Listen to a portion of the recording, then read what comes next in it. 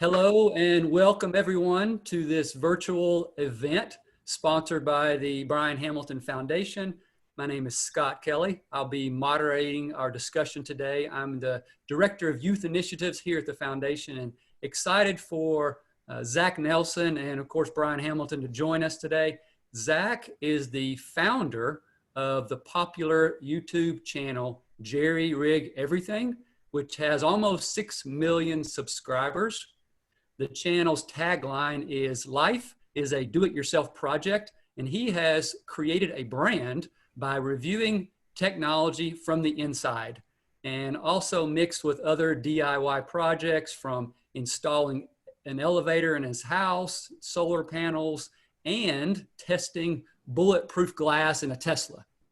And also we have Brian Hamilton, founder of SageWorks, one of the country's first fintech companies, which he sold in 2018 to a private equity firm in Silicon Valley.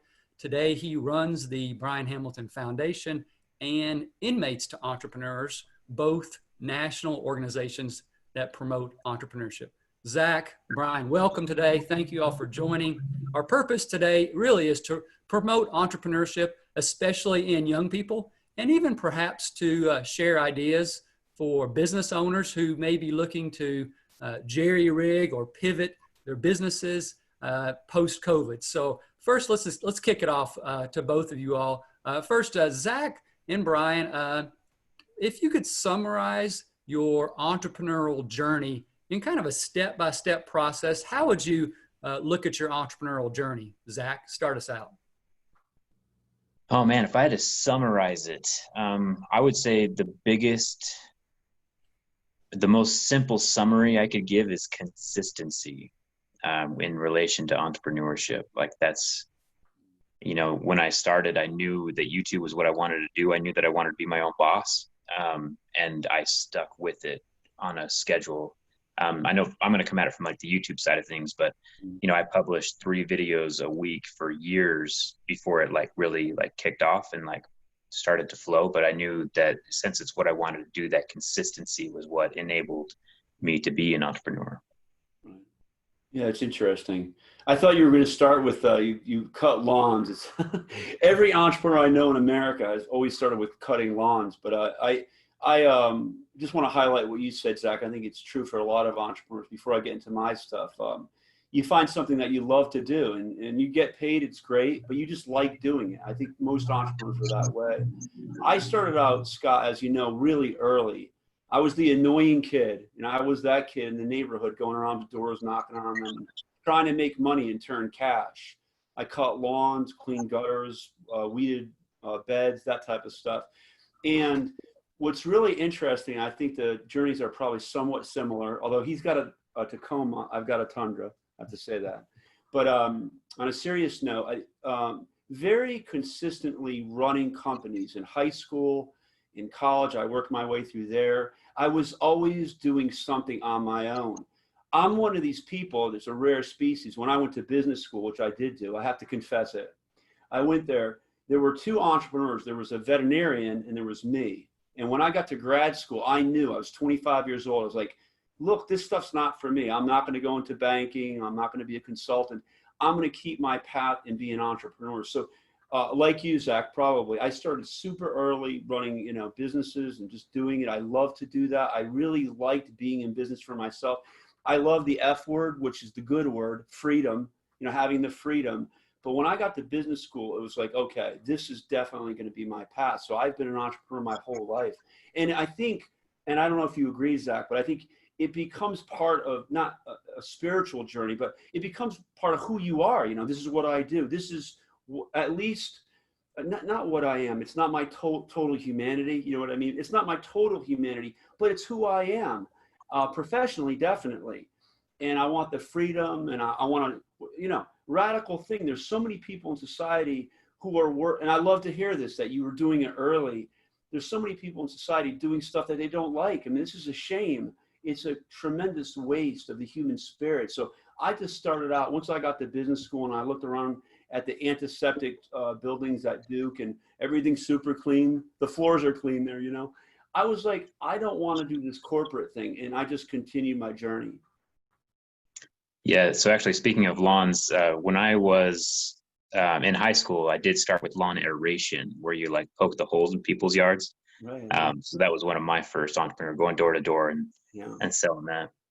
Yeah, that's funny. Actually, I actually know a lot about that. I was a landscaper, putting lime down and fertilizer. And you probably had your cedar. You put down your grass seed or whatever. I swear, I don't know anyone who is now an entrepreneur. And you know, you and I have different paths on what you've done, but who hasn't done something associated with grass, the legal kind. You know, so that's funny. Right. Everybody needs it. Yeah, it's true. Even now, I mean, we look at all the landscaping companies now. I mean, that they are busy during COVID. It seems like. The Yeah. grass is going to keep growing. Yeah, absolutely. Yeah. It's just that it's really fascinating. I always say that to people, like, you know, I don't know the category, Zach, but I mean, I know you're doing obviously incredible things on the internet through YouTube and all that. I get that. Mine's a different path. I went down sort of software and all that, but I guess, you know, for anybody listening, we've got maybe some kids, maybe not, but just do stuff that you like to do. Try to turn money, just dealing with customers and working and understanding what a feeling, right? When you started out, you know, you did something and someone would give you positive affirmation, like they watched it or they shared it or whatever. This is a great feeling to have. So it's not just about the money, but you create something of value. You got a cake that you make that someone eats. And it's just a great feeling. So, I mean, it sounds hokey, it's old fashioned and boring, but it's true. I mean, it's just a great feeling to have someone appreciate your product. Awesome. Yeah. All right. So Zach, I've got 3 children and obviously they watch a lot of YouTube. They are definitely consumers.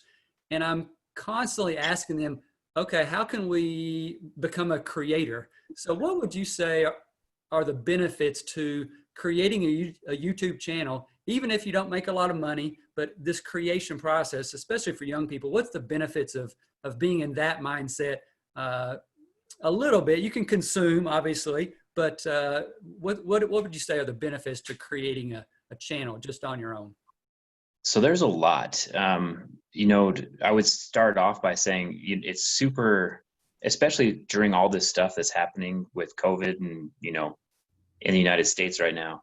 It's super nice to have that control over your life, and being an entrepreneur gives you that control.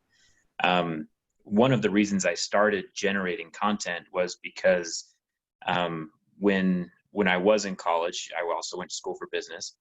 My Jeep broke down that I was driving, and there was a shop locally that wanted $1,000 to fix it. And I was like, I don't have $1,000, and I don't want to pay $1,000 to fix a Jeep that isn't even worth $1,000. So I jumped on YouTube and I found someone who was making videos on how to fix this exact same problem with my Jeep for $80 instead of $1,000. And so I messaged this guy who was making the videos, and I'm like, why are you making these videos? Like, what do you get out of it? And he said that he makes a little bit of money from YouTube, obviously, for making the videos, but also he makes the videos to decrease world suck, to make the world a better place. Yeah. And instantly, like as soon as he said that, I was like, you know, I want to be an entrepreneur. I've never made a video before, but, you know, video, you know, decreasing world suck and teaching people how to fix things, life is a do-it-yourself project, like that would be a good use of my time. And so from that point forward, like that's what I wanted to do. And I wanted to generate good content, wholesome content, family-friendly content for YouTube that would benefit people. And I think that was one of the main reasons why I decided to become a creator. Awesome. So similar question, Brian. What would you say are the characteristic advantages to starting something? You know, we encourage youth to start things. What would you say are changes that happens as youth, particularly, start that entrepreneurial journey? Well, I mean, it's interesting. I'd say one thing is like just having freedom, you know, I think this stuff has to be taught early on, middle school and high school, that if you start a business, you get freedom on what you work on. And I think about, you know, not to be depressing or anything like that, but there's a lot of people who go to work every day and they don't enjoy what they're doing. So to me, you get the freedom to work on what you want to work on. That's a huge thing. I do want to go back to Zach, though. unbelievable. I didn't know that story, by the way, but I want to say this because I've worked with hundreds of entrepreneurs. I've done this my whole life. We started SageWorks, Zach, to help entrepreneurs understand their financial statements. We developed I guess an AI system to convert financial numbers into language so that people could read their financial statements and make sense of them. This has been my whole life. So I think your point is definitely better than mine, which is I am positive that there are greedy entrepreneurs out there. There's probably bad people. I mean, there are bad people everywhere, right? But every entrepreneur I know that has been successful has been focused on value. And when I hear you tell that story, of course you want to make money. Absolutely. You want to provide for your family. Maybe they can go to college or have nice things. But every entrepreneur I know has that similarity to what you're talking about. Really, it sounds hokey, but it's true.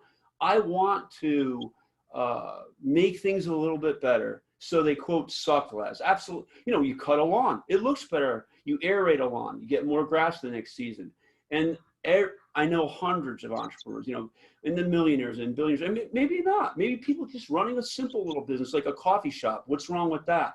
But they're always focused on creating value. They're not perfect people. That would be BS. They're not perfect people, but they have this little thing. It's a little glimmer of light, right, in their heart. Like, hey, I like that, by the way. Make the world suck less or whatever it is. But increase world suck. Yeah, there it is. But a little light in the world that I'm offering value, and I really, this is not BS. It's true. It's definitely true for me. You just do something a little bit better, and it just feels good. And of course, the money and wealth, yes, absolutely. I mean, I wouldn't believe somebody. I'm going to start a business to only make the world better. Although I'm a big open source guy, so I do believe some people are that way. But I think there's always the profit element and the wealth element, but that is secondary to creating value. I agree. I like what you said about, the freedom that comes with it. Sometimes when I tell people that I am a YouTuber or an entrepreneur, they're like, oh, so you get to pick your own hours. Like you get to work whenever you want. And it's like that the freedom is, you're right about the freedom, but it's also like, I get to pick my own hours as long as it's all of the hours. Like I do get to work on what I want, when I want, how I want, but it's all the time, but it's still freedom though, because it's what I want to be working on, and I'm not working on something I'm not passionate about. Wow. So yeah, I'm sorry. I don't mean to interrupt, but I just, I'm just takeaways. What value can we, it's great to meet you, but what value can we impart, right? It's like, I think that's a huge thing. And I'm worried because you look at 50 years ago, I didn't even know this until I studied it. Say 25, 30% of people in our country were entrepreneurs. Now it's 9%. And they might not even be open to what you just said. So I'm going to paraphrase and you can correct me, but you get to do what you like to do. And yeah, you make money, but it's not work. It's sort of work, but you're busy, but you're doing something you like to do and you're getting paid for it. And that is a radical, radical thing. And I don't know when you started out, you're younger than I am, so I don't really know, but the earlier we can get people doing that, the better. To that little thing like, wow, sure, I'm working hard, but I like this actually. And that is such a huge thought. So let's move into business owners. There are a lot of people out there that did that, right? And they were doing what they love, and all of a sudden, boom, the world is coming to an end, and we need to figure things out. So let's talk about how, Zach, how have you differentiated or diversified revenue streams? Obviously YouTube, you have advertising, but YouTubers, are creative in how they monetize certain things. So how have you differentiated your revenue streams? Quite a few ways, actually. When I first started YouTube, I realized that, if I was going to be an entrepreneur, if I was going to create a business, the more people I can get in front of, the easier it was going to be. So when I started my YouTube channel, obviously my first videos were on Jeep repair and then motorcycles. And then I realized that not everyone owns Jeeps or motorcycles, but everyone owns cell phones. And so I was working at a cell phone retailer at the time, fixing cell phones. And so I was like, I'm just going to start filming videos about cell phone repair. And then I made videos about that, and it was doing very well because more people had cell phones than Jeeps.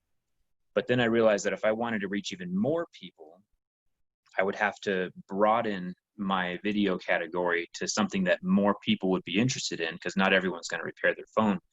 And that's when I started doing like the durability tests on phones and like branching out and doing other DIY projects. And so diversifying in that way, like just like coming up with different video ideas to expand my audience. That was the first like conscious diversification. But also, I'm just going to throw a lot of ideas out here. I realized that, obviously YouTube is going to be paying their creators through AdSense, but I realized that, Amazon has like an affiliate program where if I link my toolkit that I'm using in a video, then I get a percentage of when people go to Amazon to buy that toolkit, and not just the toolkit, but everything in their shopping cart. And so those affiliate links was another way to diversify off of just the YouTube revenue. And then a couple months later, I realized that I was linking to other people's toolkits and they were making money off of my referrals, right?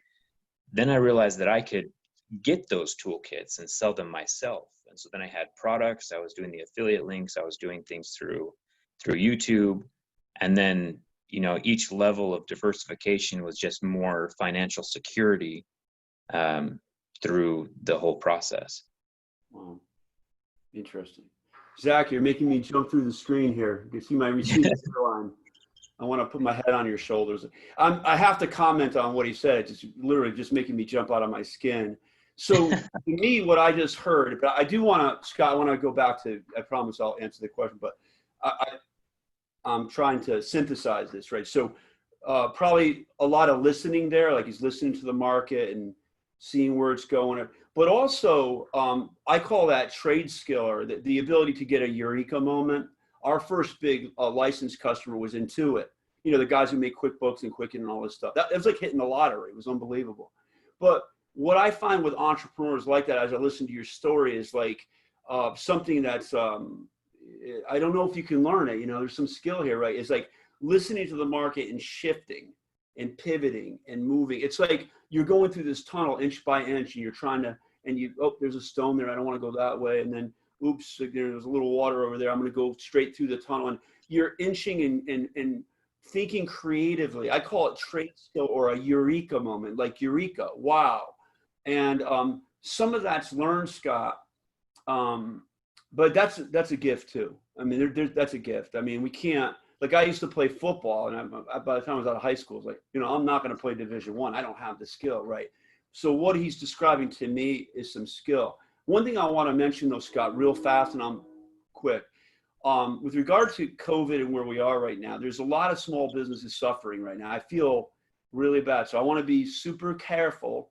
If I'm running a hair salon, a coffee shop, stuff that involves people rubbing against each other, whatever, I don't have a magic bean on that. But I would say, if you listen to what Zach's, it's almost a testimony, right? Like, it's what in your business. I ran a chain of coin laundromats when I got a Duke, go figure, a chain of coin laundromats, right? What would I do in a coin laundry right now? I got people have to be 6 feet apart. Every third dryer, they got to be using. It would be weird. So I'd go pick up, probably, I don't know, pick up some laundry, bring it back, do it, deliver it. But, without diluting, Scott and Zach, without diluting the suffering, some businesses like a hair salon, how do you pivot, right?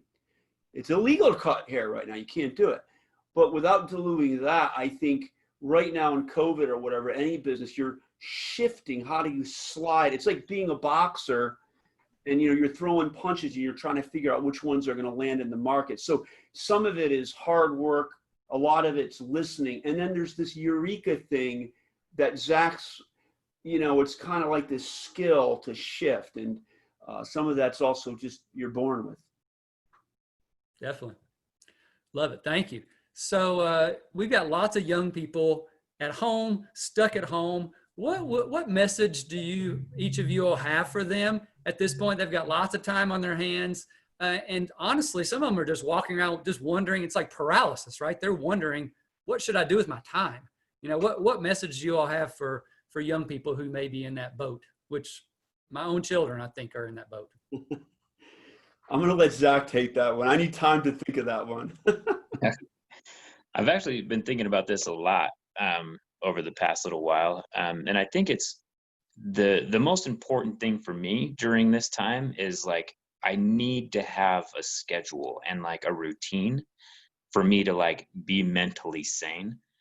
And so every single morning without fail, I get up and I work out, I go running, I lift some weights. Obviously I don't go to the gym anymore, but I have some weights here at the house that I use. And then when I stick to a routine, then I have, 40 hours a week of just like extreme productivity. Obviously I'm working all of the hours of the week. But I do need to have that balance of like work and then family and, just have a well-rounded life.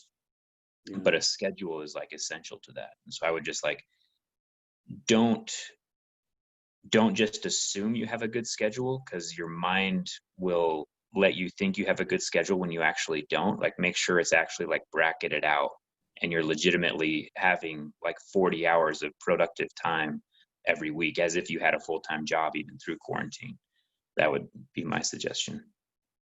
Right. Yeah, I agree, by the way. The other thing I'd say is, be kind to your parents, believe it or not. I reached a certain age, about 50, actually. Your parents are like people. They are real people, believe it or not. They don't act like a people, right? They're annoying, they're on you, but they're people, they're not perfect. It's a tough time to be at home. I can't imagine doing it. It's just at home all day long. My goodness, right? So, be nice to your parents, be a little careful with them. I wish I had done that a little bit when I was a kid. They don't seem like real people, but someday you'll remember this. They're, we're all human beings, and your parents are a human being, right? So I'd say that.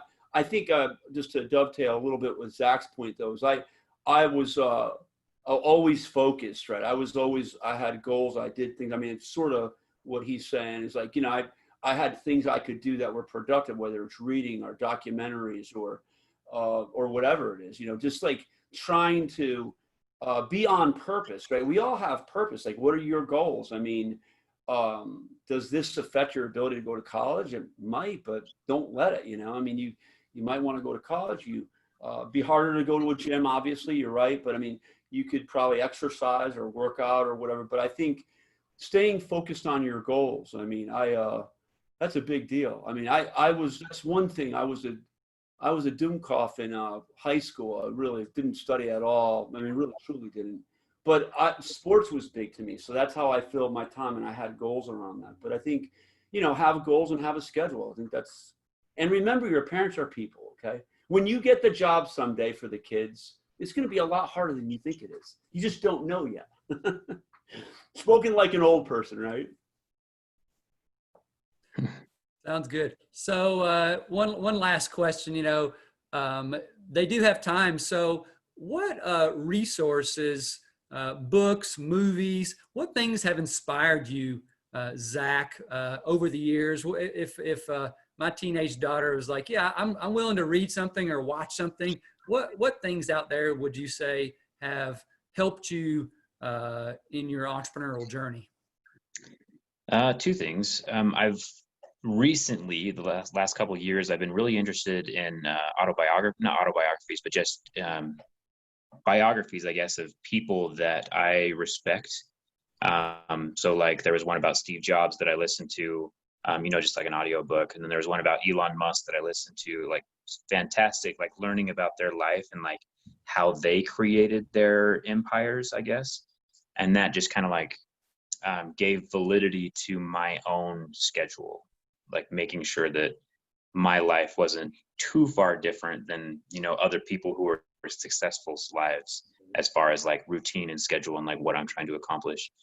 And then as far as like, I guess it falls into the same category. This is another book, but there was a book called Platform. I don't remember the author, but it was about how utilizing, because if you have like a brick and mortar store, like that's great and like that's a valid business and everything, but it's like it's one location where you can service the people in your town. Like your audience is always going to be limited to the people within your radius.